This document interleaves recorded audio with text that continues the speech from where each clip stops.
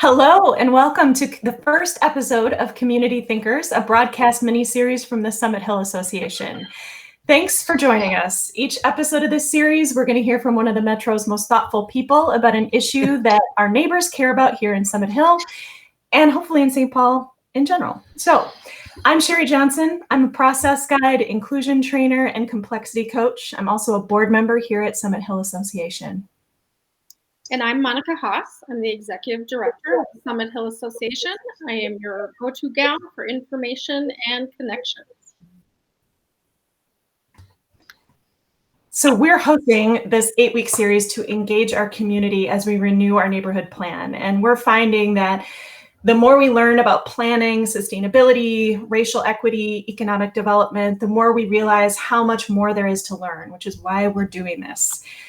This show is for you. So after I get things started with our guest, we're going to turn to the chat where Monica is going to share your questions with our guest.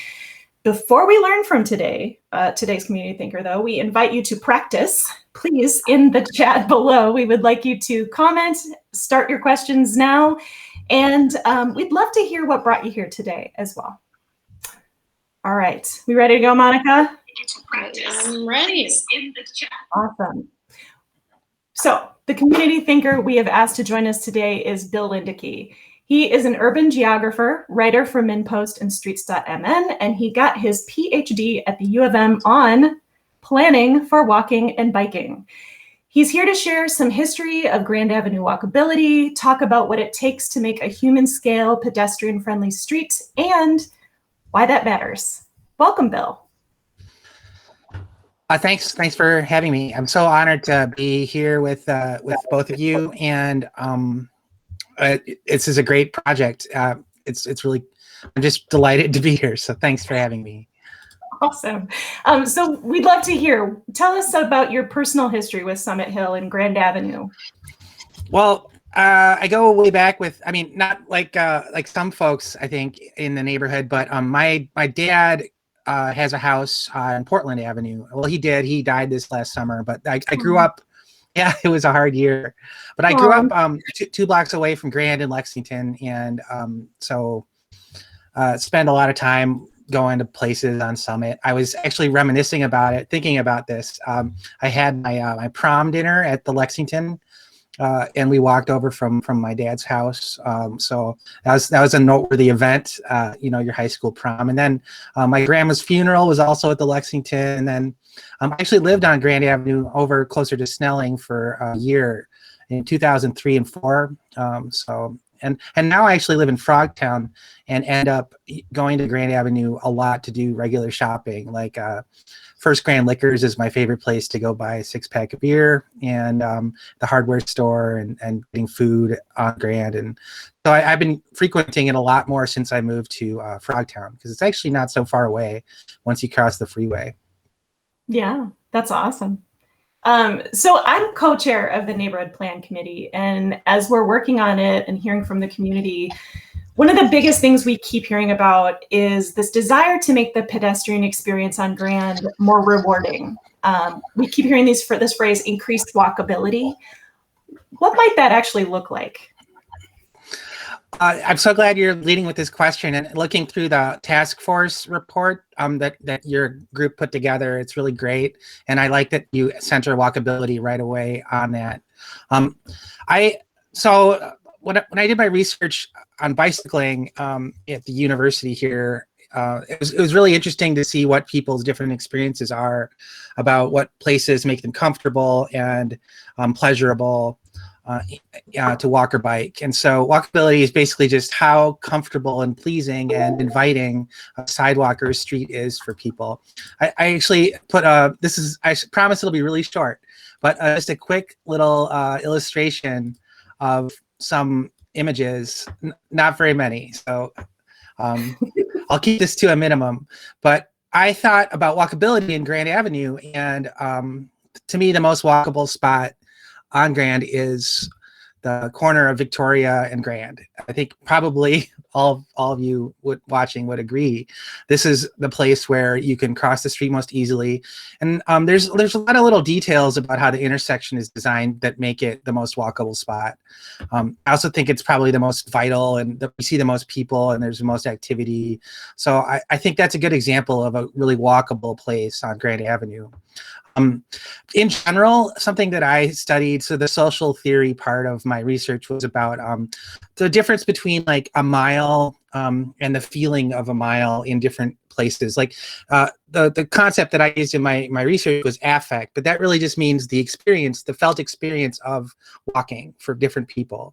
And this could vary widely depending on lots of different social factors.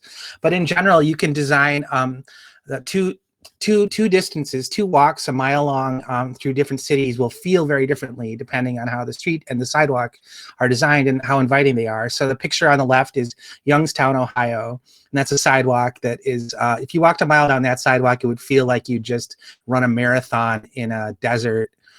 It feels like a long way to walk on that block. And then the picture on the other side is of a little town in Sweden called Växjö that I went to once, and that's a main street there. And walking a mile in a little town like that down this main street would be very pleasant, and you might not even notice that you walked a mile because you were having such a good time. So that's sort of the idea that walkability actually is really important for thinking about how willing people are to walk around a city and walk down a street.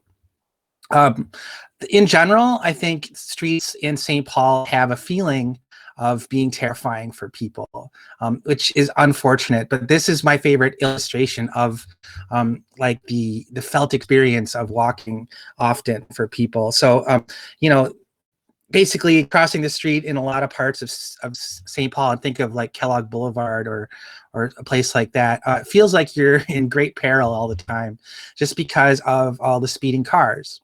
So that's kind of the main focus of walkability, I think, for me would be, oh yeah, sorry, I'll move it. But the would be like the attention to detail about really making sure that streets, that cars and drivers on Grand Avenue are going really slowly, so slow that you would be comfortable letting your kid ride a bike across the street on Grand Avenue. This is a picture I took a couple years ago on a day similar to today, where it was one of the first warm spring days of the year. And I was hanging out at the coffee shop on Grand and really enjoying the fact that there were so many people out for the first time, blinking in the sunlight and having a great time in a 50-degree weather day. But that is kind of the litmus test. And I think that the key for me to improve walkability on Grand Avenue would be to do a lot of things where you're reducing car speeds down even further than they already are, from around 30 miles an hour, I think is how fast people drive today, down to below 20 miles an hour. That to me is the key, because once you get to that point, then people really feel much more comfortable crossing the street, walking down the street. It's a much more inviting space. So that's all the photos that I was going to share today. But walkability really is like that experience of walking on the street and how comfortable and inviting it is. Yeah, so it sounds like there's a little bit we could do with the neighborhood plan in talking about speed on Grand. What are some ways we can shape not only speed, but maybe some other things? What are some ways that a neighborhood plan can really impact that pedestrian experience for the better? I think your plan can be a really great way to have a community conversation about your vision. I like plans that are positive, like that try to picture a street, how it would look in 10 years if everything goes great. Like, what would the vision be? And so if you lay that out in the plan, that'll really help guide some of the smaller decisions about tactics and approach and design details and like where you put your priorities and things like that. So that to me is what the plan could do. I think that there's some challenges, with planning, but the detail would be things like, what I would focus on would be making it easier for people to cross the street. I don't know. I think about right now, I think Grand Avenue is in a really interesting spot because there are places where people stop for you when you're crossing the street and give priority to people walking. And kind of almost there. There's spots where it's really pretty easy to cross the street. And I'm thinking again of a couple of blocks in between Victoria on either side. That's sort of like the places where Grand Avenue feels like it's safe and comfortable, and you're putting that priority right. But I think there's other parts of Grand where that's not the case. And so getting those details and putting those into the plan, I think would be really critical. Yeah. Well, I just want to ask a follow-up. I've heard of different things like bump outs or crosswalks, or we tried to do something with the Victoria Grand crossing where that's an always cross or something like that. Do you know of other things that are creative ways to get that done? Yeah, there's probably a couple. I think the bump outs were added. How many years ago was that, Sherry? I think Monica would know better, but I think it's like 2 or 3 years, maybe. Yeah, I know think they've got kind of destroyed by the snowplow too, which is really sad. But anyway, that's a whole other issue. I think they were a huge improvement. I mean, a small improvement, let's say, but they did make a difference. I think the leading pedestrian interval at Victoria at the traffic light, so where it gives all the people on foot, I think, an extra 5 seconds to cross the street before, I don't know how many seconds it is. It's a couple seconds. It's another tiny little thing that has improved walkability and safety on that corner. The thing that I take away from it is that, like, driving on Grand Avenue, it doesn't make a huge difference whether you're driving at 20, 15 miles an hour or 30, 25 miles an hour. In my day when I'm going on an errand to punch pizza, to pick up a pizza or whatever, whether I get there 10 seconds faster makes no difference in my life. But that speed difference can make a big difference for people walking and experiencing and living on Grand Avenue. So I think that if your plan focuses on that, and there are probably some other tactics like, I don't know, I'm a fan of like little medians in the street at key corners that they might make it harder to make some turns, but they would improve safety and reduce speeds so much that it would be worth it.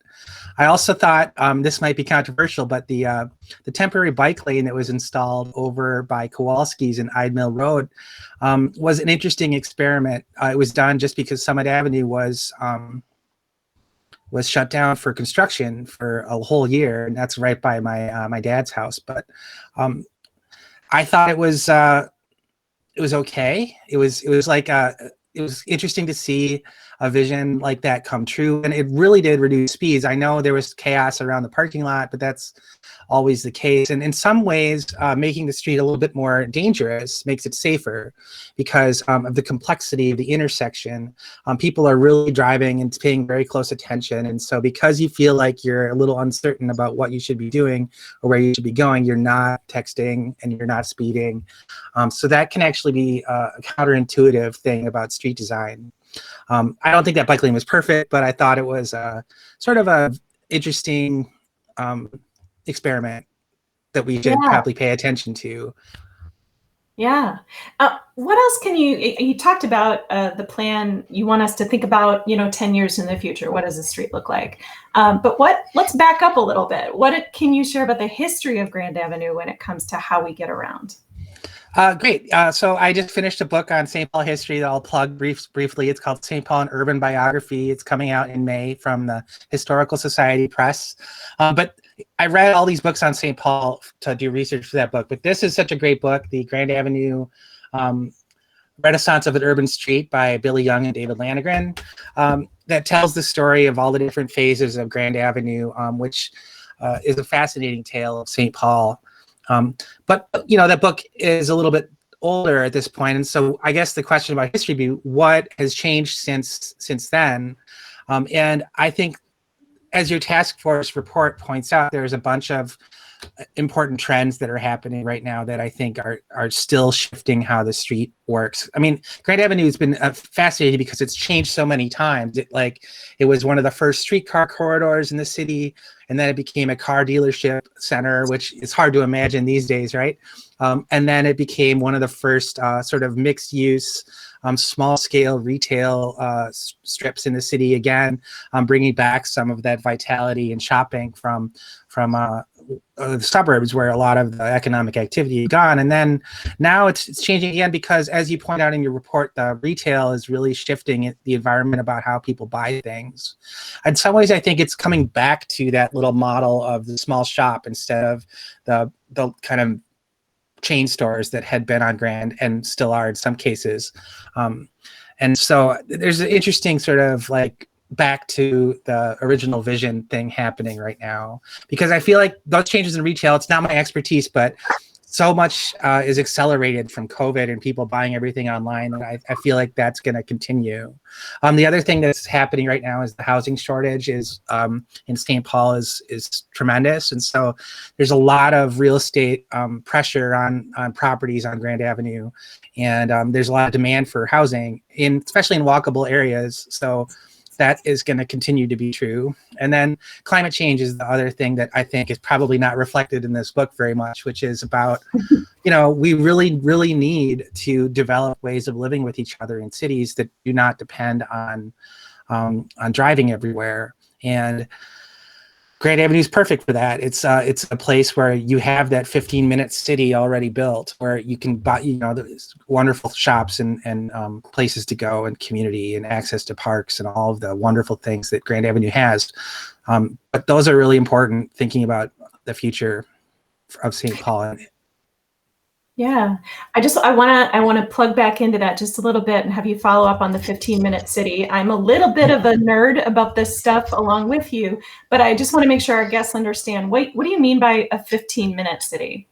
The idea that you should be able to walk or bike or get everything you need within a 15-minute radius of around your home.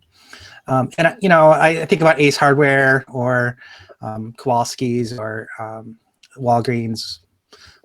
It's nice to have all of that right on Grand Avenue. Yeah, big time.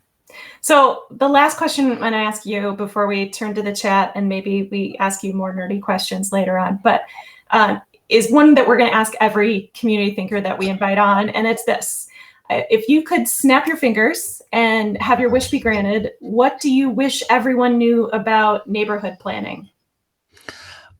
I was thinking about your question, and I like it. It's I think what I would like people to understand or to to travel with me on is to not look at parking as a problem, but to think about parking as an opportunity to walk. And how nice that could be. Like I call it, this is really cheesy and my wife rolls her eyes whenever I say it, but a walkatunity. Okay, so let's say it's hard to park in front of the place you're going. You park 3 or 4 blocks away. It's actually okay to walk if it's pleasant and the streets are free of ice and snow, which is something we should be focusing on. But I think we should walk more in our lives and in our cities. And so I would just like people to embrace that stroll and to see walking as an opportunity to get some fresh air and get a little exercise and enjoy the city that you live in. Is that okay answer? It's a good answer. Of course it is. All right, Monica, we're going to turn now to Monica, who has been looking at the chat and watching for that. What are you seeing from folks, Monica? Well, I have a question from Trixie. She has asked about the steps that lead from Summit Hill, and they have been closed to be repaired. And she's kind of wondering about reopening. I guess it's a big topic on Nextdoor right now. So he is wondering if you are aware of any progress on that project. I think Bill might have something in his desk. I was looking for my my booklet on. I wrote a little booklet about the history of that staircase. That I can put a link in the chat and people can buy it if they want. It's only $5, but that Walnut Street staircase is a really cool treasure of St. Paul history and pedestrian access. It's just such a cool spot. It's right between the James J. Hill House and the other Hill House, the Louis Hill House, which is, and then currently the stairs are closed because they had, it's actually a really long story. It goes way back to the 1800s. And We got time, Bill. Go for it. okay, well, they were, so Louis Hill, in order to build his mansion, got a special permission from the city to take the right-of-way of the city-owned right-of-way of Walnut Street as it would go up the bluff. Now, there is no Walnut Street, but theoretically there was one. And so the city gave him permission to do that as long as they kept public access right-of-way on that corridor in perpetuity. Anyway, so that staircase is really historic. It goes way back to the 1880s or something like that. And but it's in disrepair and it needs a lot of maintenance work. It's currently in the city's 5-year public works plan, I think, to be repaired in 2 years, which is unfortunately a long time. And in general, the city of St. Paul is underfunded when it comes to street maintenance. So there's a backlog of projects. I'm sure everybody who's ever driven down Summit Avenue already knows about this, but it's not in great shape. And so that staircase is on the public works plan, but it's not on there for right away. So it's really too bad that it's closed. I miss it. I love walking up and down that staircase. It's such a rare link up the bluff for people to walk because there just aren't very many access points. When 35E was constructed, they removed a lot of the connections that connect the Summit Hill area to the West 7th community below, which isn't really far away. Like if you look at an overhead map and you plot a walk from Grand Avenue to Mancini's or someplace like that, it's really, really close, but you can't actually walk to it because of all the barriers in between. And so I love that staircase. I'm really sad about it. Well, now I'm going to have to check it out. I didn't even know it existed. Thank you. Even if I can't walk on it yet. Great. I'll send you a copy of the booklet and you can find it for yourself someday. Thank you. Thank you. Monica, what else we got? So Rob would like to know if you could make a change to Grand Avenue street layout to make Grand Avenue more walkable, what would that be? I would make it narrower for cars. And so there's a couple ways you could do that. I like to contrast it with Selby Avenue. Selby Avenue is, to me, a more walkable street than Grand Avenue. I think people drive slower and more carefully and more attentively on Selby. And so, I don't know, it's a test you can do. So anyone watching this should go walk up and down Selby and then go out of Grand and walk up and down Grand and tell me what you think about it. But I actually would turn Grand Avenue into a 2-lane road. It'll slow traffic down, but you know, the point of Grand Avenue should not be to get quickly down the street.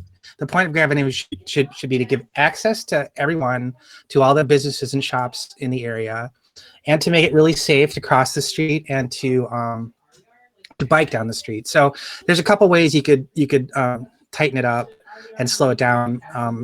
One would be to put medians in, and one would be to put bike lanes in.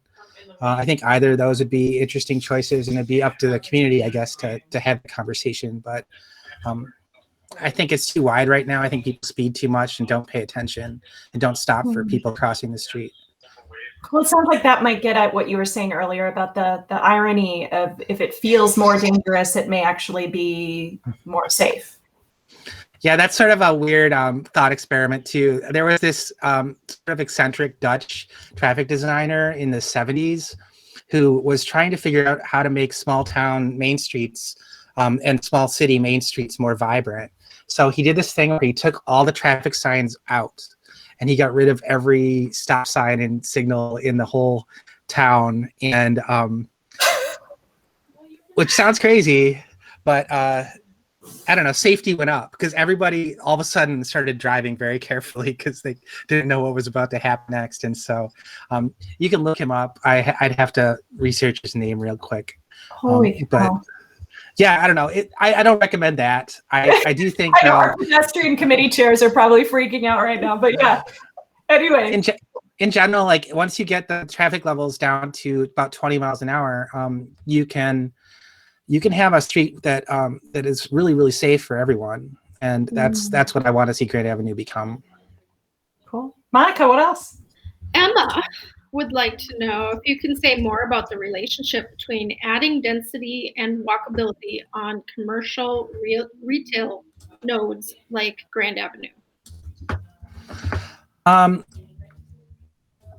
That's the name of the guy, by the way, Hans Monderman. I just put it in the chat. So adding density is pretty good. I don't know. I think about Grand Avenue and the buildings that make it such a great street today are all of the 3.5 story apartment buildings that are on Grand, and they all date to about the same period when the street was being developed in the early 20th century, right? But they add so much density to the Grand Avenue that's really who keeps the street vibrant and alive and keep a lot of the businesses thriving today to the extent that they are. I hope they are. Some of them probably more than others. I don't know. But you can't build a building like that today. Unfortunately, the zoning code makes it impossible. So there was I think a vacant site between two of the older 3-story apartment buildings that recently got there was a new building that went in. It's like, where is it? It's just west of Lexington, I think. But anyway, now if you wanted to build the same kind of building that's historically been on Grand Avenue, you have to add underground parking, and that makes it much more expensive, and it makes it taller as well. So I don't know. It's sort of interesting to think about all the density, the legacy density, the historic density that's on Grand Avenue, and how much that adds to the street. So yeah, in general, you could do more of that. I think it'd be great. Yeah. Monica. So Jessica is wondering if you know anything about the Linwood Recreation Center playground and any plans to make it a little nicer. I don't. I have to mention I was on the planning commission for 9 years here in St. Paul, and I recently finished my tenure there. So I don't recall that rec center coming up. I would reach out to the Parks Department to find out. I love the Linwood area. It's such a great spot for flying kites and looking out at the city and the valley. So Casey is a mother of 3, and she enjoys taking her boys on nature walks, and she enjoys the architecture that Summit Hill offers. Is the neighborhood receptive to non-residents? Before you answer that, Bill, I just want to do a little plug for us too. Next Friday, we're actually going to talk specifically about that with Terry Tao.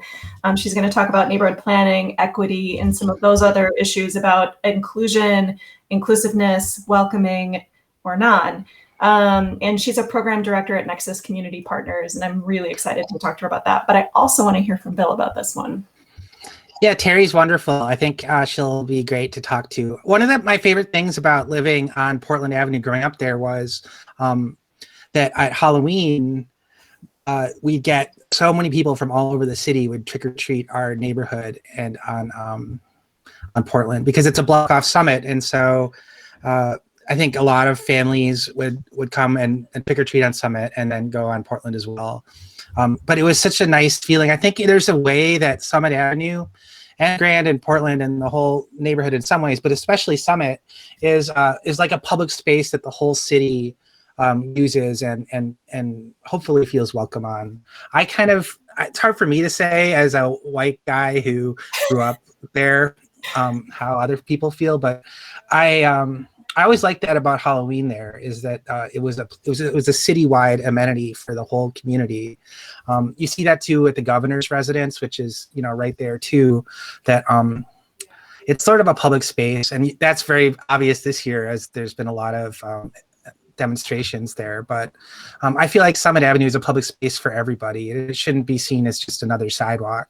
but rather as a place to jog and place to experience the history of St. Paul, which is so unique. Like the Summit Avenue is probably the best Victorian street in the country. And, you know, I don't know what the other competition would be, like Cincinnati or somewhere, but it's a really unique place, and everyone deserves to be able to experience and walk down Summit and admire all of the history and the life that is there. So I hope it's welcoming. I don't know what we could do to make it better.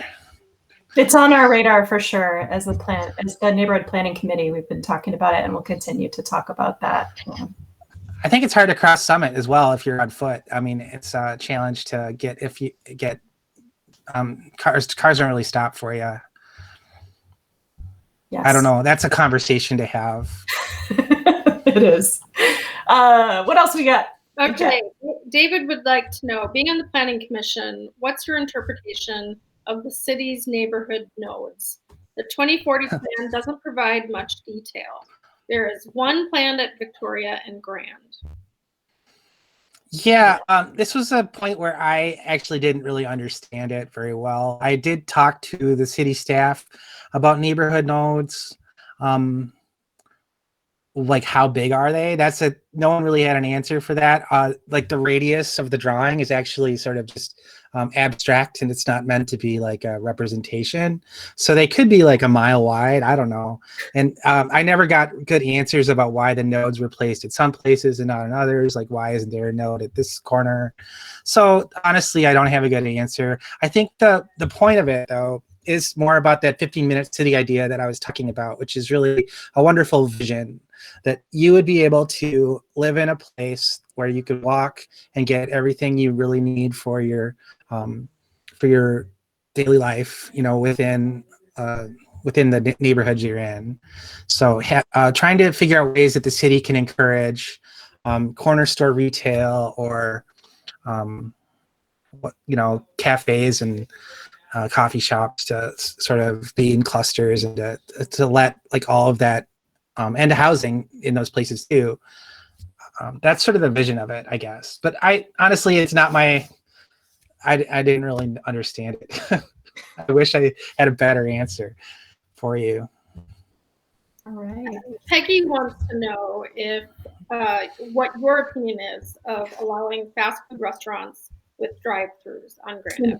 Very timely question. You're actually our zoning and land use committee. You can check their page out on the Summit Hill Association website. We're actually dealing with a drive-through situation, and we would love to hear your thoughts on it.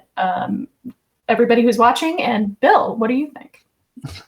Well, I think the city should not allow drive-throughs anymore in the city, which is probably hard to understand, especially after this last year when so many people relied on drive-throughs and our cars in general to get access to places like restaurants. But I think about this often when I'm driving through the Bank Cherokee, a wonderful bank on Chatsworth and Grand that I've been going to my whole life. And for a while, the lobby was closed, so you had to drive through the drive-through to deposit your check or whatever. And it's just like, how many times over the years where I'm coming out the drive-through and then there's someone coming around the corner walking and I almost hit him with my car.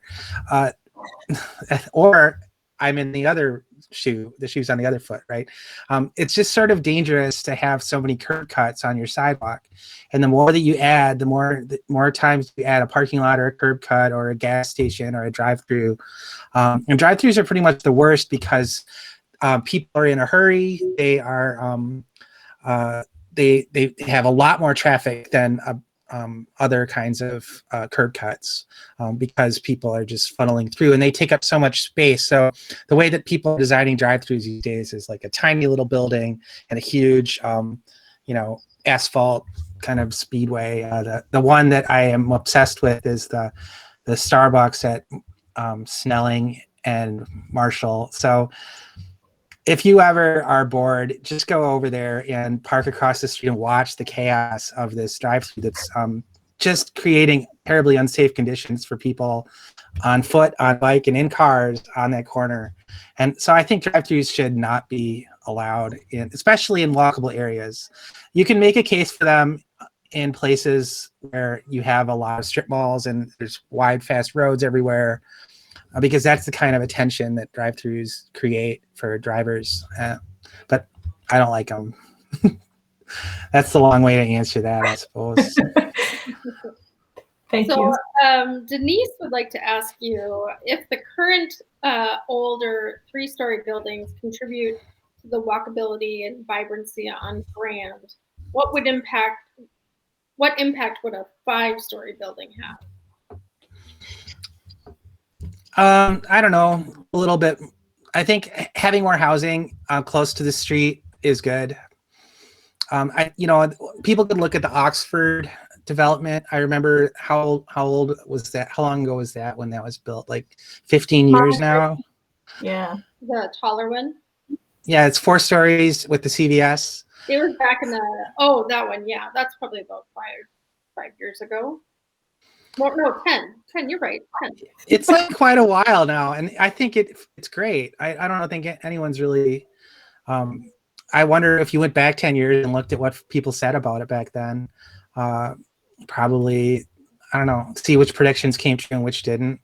But I think the project that's over at Dixie's because it was proposed, I think, a year ago too, and now it's another proposal. I think one of the things that it's doing is changing that giant surface parking lot. So if you look at Grand, it's actually not very consistent where the buildings are, and there's a lot of parking as well right on the street that I would like to see infilled with more buildings. The more density you have in general, the more walkable and comfortable and safe it'll be for people.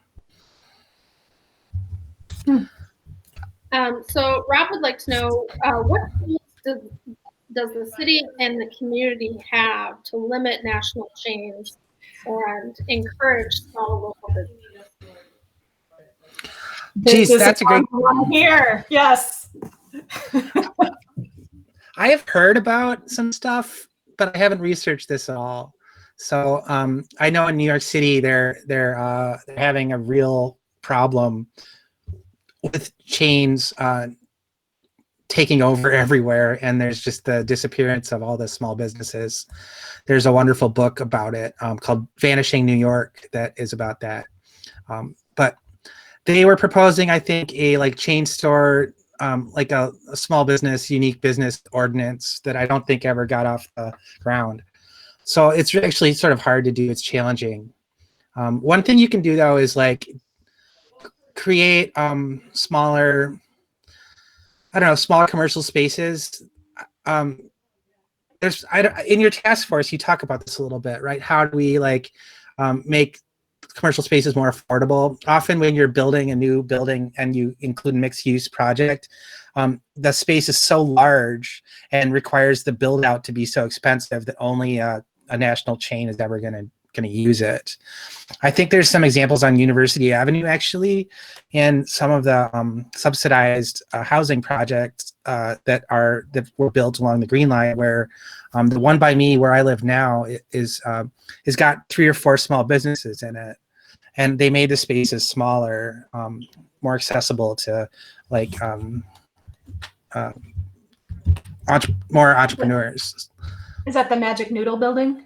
That's a good example. I'm thinking of the one that's actually more like my area, which is Victoria and University, and there's a barber shop, a little market, and then a vacant building, a vacant commercial space that's been vacant for a long time.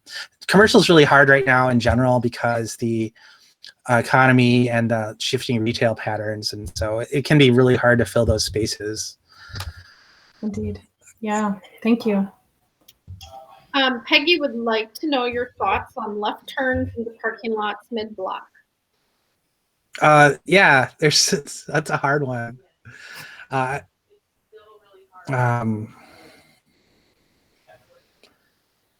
don't know. I think about the worst examples. I was gonna do a ranking of the worst grocery store parking lots in the Twin Cities, and I feel like yeah, I'd be interested in your thoughts. I think the Kowalski's is maybe in the top 5 for the most chaotic. But Yeah. because there's access from Summit also, it's not so bad. The wedge over in Minneapolis has got to be the worst one, I think. I was thinking of for a little while, this is a joke, sort of, about becoming a parking therapist, where I would, I don't know, maybe I'll consult with you, Sherry, about this. I never followed through with this, but like the idea would be that I would work with people to overcome parking concerns. And like one of the things that we would do is I would get folks to like do it step by step. So you would start with like going to the Kowalskis and sitting in the parking lot, and then you'd work your way up to the Trader Joe's on Lexington and driving down into the basement there, and you'd go around, like, and then do it multiple times, and just try to get through that fear. It's funny because parking is such a relative thing for people. Like in St. Paul, we think it's really bad, but then you go to a place like Boston, and it's a whole nother universe of parking chaos and challenge that we're not even on the same league with them. And the parking lots are smaller and tighter, and you have to make 10-point turns just to go around in them. So it's all really relative. No matter where you are, I think it's parking your car can be a daunting thing. And I don't mean to make fun of it, because I know there are certainly a lot of folks, and older folks in particular, that this becomes a real barrier for them. But it's something that we just need to sort of relax about, I think. Thanks. Those of you who are our viewer, I would invite our viewers actually to go ahead. If you've already asked your questions or made your comments in chat, please do add ideas for Bill about the worst parking lots in the Twin Cities. I think that would be very useful for this space. What else we got, Monica? That's about it as far as questions. If anyone... Oh, I'm doing guiding walking tours thing. Oh, that's just a plug for that. Okay, cool. Yeah. Well, thank you, Trixie, for that information. There is a couple walking tours you can participate in through, it looks like Community Ed. So check that out. I think that would be great information for you if you're interested. For sure. I think I'm going to pepper you with another one or two more questions before we end today, if that's okay, Bill. Sure. Awesome. So we've been talking, you mentioned quickly earlier about snow and ice clearing. How do other cities do this? I mean, our walkability and bikeability in St. Paul is so poor because of that really problematic snow and ice clearing. And even when you do get, of course, good gravel down or chicken grit or whatever, then it just makes bikers, peel out too, or, fall. So how do you deal with that issue? What do other countries do or states do that has actually worked? Well, I think that's another reason why curb cuts are bad. So this is something maybe you don't notice if you're not walking a lot in the winter, but getting rid of snow and ice becomes so much harder anytime cars are driving on it, because it packs it down into this like super dense layer that is impossible to scrape up. So if you're walking down Grand Avenue and you'll notice the sidewalk's pretty well cleared until you get to a curb cut or a parking lot or a drive-through, and then there's a layer of ice that you cannot remove with anything other than a blowtorch. And then the sidewalk will be clear again. So the more you can get rid of those curb cuts and drive-through lanes and interruptions to the sidewalk, the easier it is to clear your winter sidewalk. But in general, the idea is that you need people to shovel and take care of it, all the business people. And I don't know, I'm bad at using the 311 app to call people out. I think there are some tweaks we could do as a city to like improve our municipal enforcement. The current process is really sort of tortured, where you report someone and then the city sends them a letter, and then they give them like another 36 hours, and then they come out and send an inspector, and then they'll shovel it. But the whole process takes days, right? I think that you could probably improve that and make it faster if you wanted. But I think that should be a focus maybe of the neighborhood group, is to like, how do we get the property owners to do better. There is municipal shoveling. I don't think that should really be a priority for St. Paul right now. It's an interesting idea. You could do it. If we do something like that, we should really focus on commercial walkable streets like Grand as the pilot. So actually, maybe you could do it.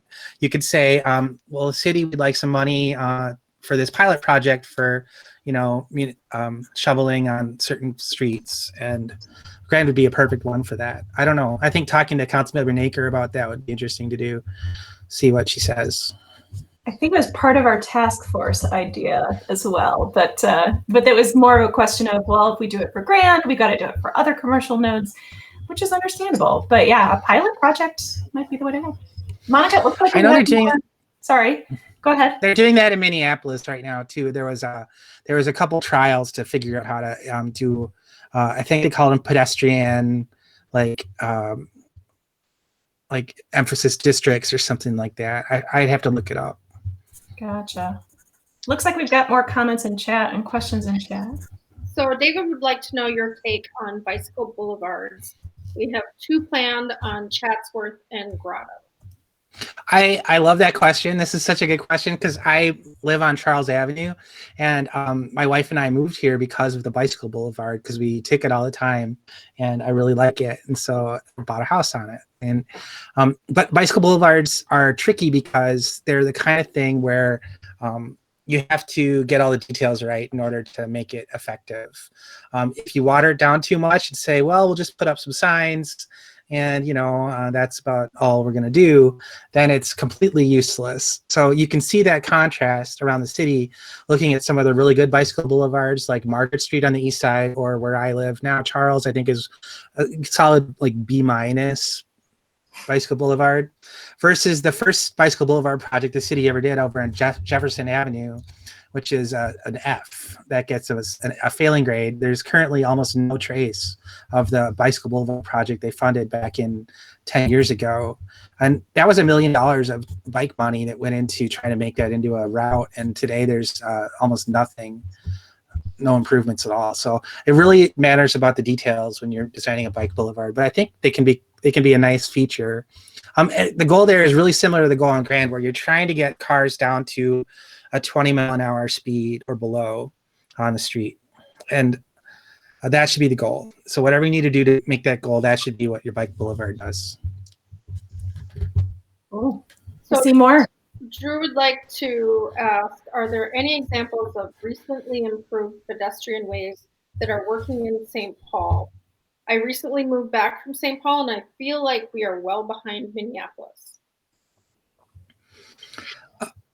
I think you could go look at Jackson Street downtown is a good example of improvement. I don't know. Yeah. Well, we gotta. I think St. Paul's this here, right? Yeah. We're pretty. It could be worse. We're an okay walkable city. Minneapolis has been doing a lot of little details around adding bump outs and those little bollard things at specific corners where there's a lot of vulnerable users, like schools. So I can think of a few places, like an intersection near my neighborhood in the Rondo community, that there's a school, Maxfield Elementary, and then they got a Safe Routes to School grant to put in a bump out there at Victoria Street, which is that's the kind of thing that you see around town. And increasingly so. I think the transportation stuff is such a long-term process. The city is so much better now at doing this than it was 10 years ago, when I started paying attention to the transportation details in St. Paul and how those decisions get made. Like, we have plans now on the books, and the Public Works Department is now, when they do a repaving, is adding new curbs and bump outs and crosswalks and ADA stuff every time. So it used to be you'd have to fight and claw to get like a better curb cut on your corner, but now it's automatic. And that's not cheap to do. So it's great that the city's prioritizing that more than they used to. But yeah, I feel like we're still behind Minneapolis too. Drew, I agree with you. Yeah. So something we do, it looks like we've slowed down in the chat. So something we want to do every show is honor our local nonprofit community by sharing organizations our listeners can contribute to as they're able. Is there a local nonprofit you'd like to highlight today, Bill? Yeah, I would like to highlight the nonprofit that I've been on the board of for the last 10 years. It's called streets.mn. So it's a 501c3 that focuses on creating better conversations about places and cities in Minnesota. So streets.mn is the website address, and you can go and you can tax deductible, make a donation, or just read about. If you type Grand Avenue in there, you'll find a bunch of articles. Awesome. So check it out. Thank you. And is there anything else you'd like to share with our viewers? Oh, just I love district councils having these kinds of conversations. I think it's really important to think about community and walkability and think forward thinking instead of just reactive. So it's so great what you're putting together, Sherry and Monica. It's terrific. And I actually will be really looking forward to hearing from Merritt Clapsmith next week, and also the rest of the lineup that you've got for this chat series. It's wonderful. I wish every district council would do this. Not have me on, but have other people on talk about the neighborhoods and what can make them better. Awesome. Thank you so much. That's very gracious. Goodbye. We will say goodbye to you, Bill. And we've come to the end of our learning journey here at Summit Hills Community Thinkers. We would love for you to share this show on Facebook, like our page, and keep up with more content. Monica, what's going on next week? Well, on Wednesday at 10 a.m., we have rescheduled our Merritt Clapsmith interview. We had to postpone it, so hope you can join us for that. And then on Friday, we have Terry Tao. And do you want to say a little bit about her? Yeah, I talked about her earlier in the show. She'll be with us next Friday to talk about equity and planning, and she knows a ton about housing and community economic development and BIPOC leadership and planning, so much about St. Paul. So it's going to be really great to have her here. So that'll be next Friday at noon. Great. Awesome. Thanks to everyone. Well, you want to send us out? Yeah. Thanks to everyone for showing up and asking some great questions. Awesome. Bye, everybody. See you next Wednesday morning at 10 with Merritt Clapsmith.